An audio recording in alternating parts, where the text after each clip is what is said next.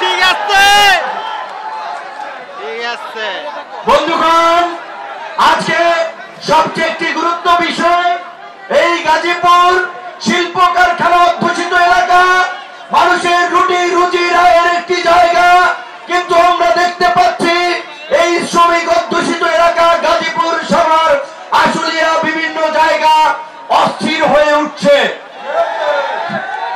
আমরা পরিষ্কার ভাবেই বলি, শ্রমজীবী মানুষের অধিকার আদায়ে গণ অধিকার পরিষদ লড়াই করেছে।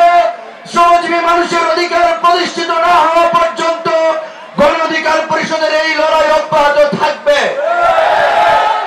ন্যূনতম মজুরি কিংবা জিনিসপত্রের দামের প্রতিবাদে গণ অধিকার পরিষদ, শ্রমিক অধিকার পরিষদ সবসময় রাজপথে ছিল। যখন ওই চট্টগ্রামের তাপ বিদ্যুৎ কেন্দ্রে শ্রমিকদেরকে গুলি করে পিটিয়ে মারা হয়, ন্যূনতম মজুরি বৃদ্ধির আন্দোলনে শ্রমিকদের উপরে লাঠিচার্জ করা হয়, বকেয়া বেতনের দাবিতে শ্রমিকদের আন্দোলনকে দমন করার জন্য লাঠিয়াল বাহিনী ব্যবহার করা হয়, আমরা তার পাশে দাঁড়িয়েছি। আগামীতেও শ্রমিকদের যে কোনো যৌক্তিক এবং ন্যায়সঙ্গত অধিকার আদায়ের আন্দোলন সংগ্রামে শ্রমিক অধিকার এবং আমরা অগ্রভাগে থাকবো। শ্রমিক ভাই বোনদেরকে আমরা এই কথাটুকু বলতে পারি।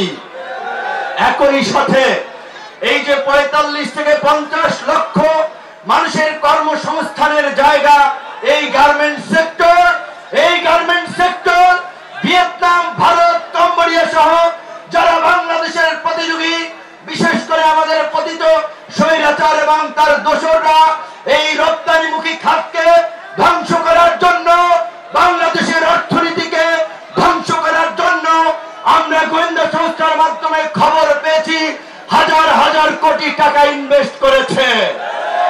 কাজেই আমার শ্রমিক ভাই বন্ধুদের প্রতি অনুরোধ থাকবে, কারো উস্কানিতে পা দিয়ে মিল কারখানায় কোন ধরনের বিশৃঙ্খলা করবেন না, কোন ধরনের আন্দোলন করে শিল্প কারখানা বন্ধ করবেন না। আপনাদের যদি কোনো দাবি থাকে, আপনাদের যদি কোনো অন্যায্য অবিচার অন্যায়ের বিষয় থাকে, আজকে দেশের পুরো দেশের জনগণকে সাক্ষী রেখে কথা বলছি, গণ অধিকার পরিষদের কেন্দ্রীয় স্থায়ী কার্যালয় আল রাজীব কমপ্লেক্সের ৩ তলায় যাবেন। আপনাদের প্রত্যেকটি দাবি আদায়ে আমরা রাজপথেও থাকবো, রাজপথেও থাকবো, আলোচনার মাধ্যমে সমাধানও করব।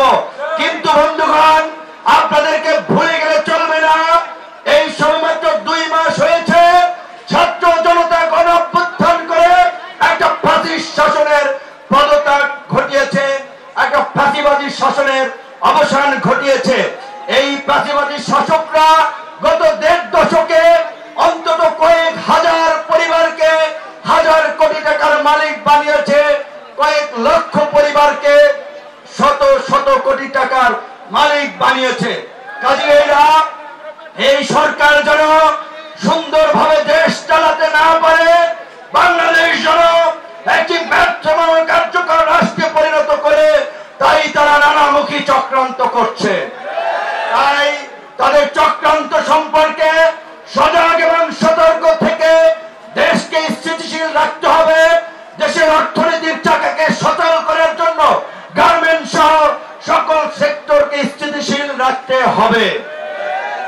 আমরা পরিষ্কার ভাবেই বলছি, গার্মেন্টস সহ শ্রমিকদের যে ন্যূনতম মজুরির দাবি ২০,০০০ টাকা অত্যন্ত যৌক্তিক দাবি। গার্মেন্টস সহ অন্যান্য প্রতিষ্ঠানের শ্রমজীবী মানুষরা ওভারটাইমের জন্য যে বেতনের দাবি করছে যৌক্তিক দাবি।